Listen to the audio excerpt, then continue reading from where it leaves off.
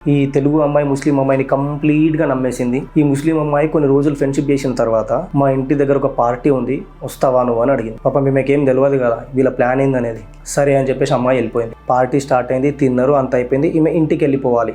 ఇంటికి వెళ్ళే ముందు ఒకడు అమ్మాయికి వెళ్తున్నావు కదా అని ఒక చాక్లెట్ ఇచ్చిండు. అమ్మాయి తిన్నది, ట్రోమాకి వెళ్ళిపోయి ఎందుకు ఆ చాక్లెట్లో వాడు డ్రగ్ పెట్టిండు. అంటే వాళ్ళ అమ్మాయిని వస్తుండు, వాళ్ళ ముందరిని తీసుకెళ్ళిపోతుండు, ఏమో చేపిస్తుండు, మళ్ళీ వదిలేస్తుండు. ఇటు ఎవరు సపోర్ట్ చేయలేకపోతున్నారు. వీళ్ళ వల్ల అవ్వట్లే. ఏం చేద్దాం ఆలోచించేసి సరేలే అని చెప్పేసి వెస్ట్ బెంగాల్ వెళ్ళిపోతారు. ఒక లీడర్ని కలిసిండ్రు. అన్న నాది గిది పరిస్థితి ఇట్లా అయింది, ఈడ నాకు న్యాయం దొరుకుతుంది అనిపిస్తలేదు, ఇంకా వెళ్ళిపోతున్నా అంటే, అన్న గిట్లా జరిగిందా, వీళ్ళకి కాదన్నా, నేను నీకు 110% న్యాయం జరుగుతుంది, నువ్వు నమ్ము అని చెప్పి ఒక పర్సన్ దగ్గరికి తీసుకెళ్ళిండ్రు.